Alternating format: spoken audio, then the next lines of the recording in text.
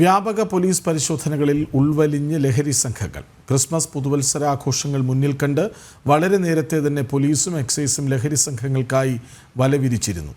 മഫ്തിയിലും വേഷപ്രച്ഛന്നരുമായെല്ലാം നടത്തിയ നിരീക്ഷണങ്ങളിൽ ലഹരി ഇടപാടുകളിലെ നിരവധി കണ്ണികൾ പിടിയിലായിരുന്നു.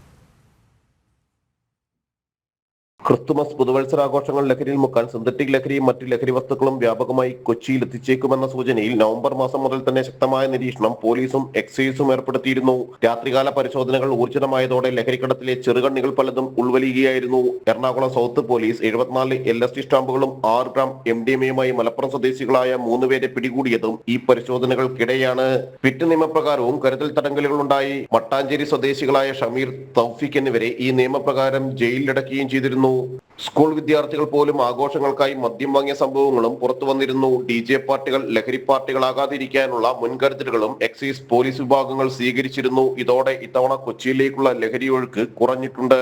വിദേശികൾ ഉൾപ്പെട്ട സംഘങ്ങളായിരുന്നു കൊച്ചിയിലെ പല ലഹരി ഇടപാടുകളും നിയന്ത്രിച്ചിരുന്നത്. ഇവരിൽ നിരവധി പേർ പിടിയിലായതോടെ രാജ്യാന്തര ലഹരി സംഘങ്ങളുടെ കണ്ണി മുറിക്കാനും കഴിഞ്ഞിട്ടുണ്ട്. ജനം, കൊച്ചി.